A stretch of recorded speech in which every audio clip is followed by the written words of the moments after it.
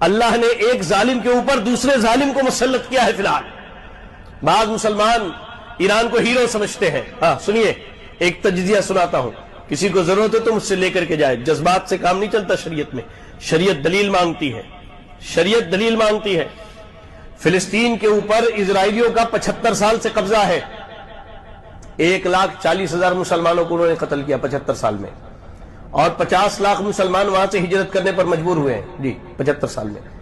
ایران نے 15 سال کے اندر, غور سے سنیں, کسی کو ثبوت چاہیے تو آ کے مجھ سے لے کے جائے, 15 سال کے اندر شام میں, عراق میں, لبنان میں, جی بڑے بڑے اسلامی ممالک کے اندر, حیران ہو جائیں گے, 1.5 کروڑ مسلمانوں کو شہید کیا انہوں نے, سنیوں کو, صرف 15 سال کے اندر 1.5 کروڑ مسلمانوں کو شہید کیا.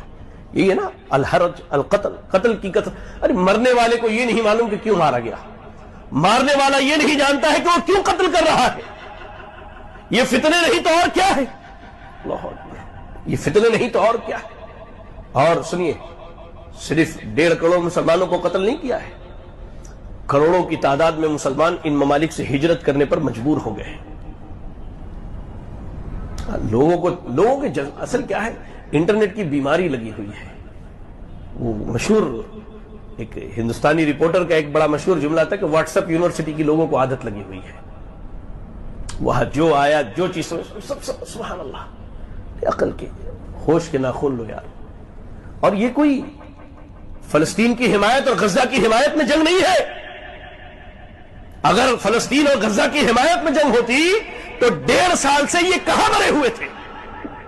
آپ کو معلوم ہونا چاہیے, عالمی سیاست کی بات بتا رہا ہوں, آپ کو معلوم ہونا چاہیے کہ یہ جنگ ایران کی اپنی بقا کے لیے ہے.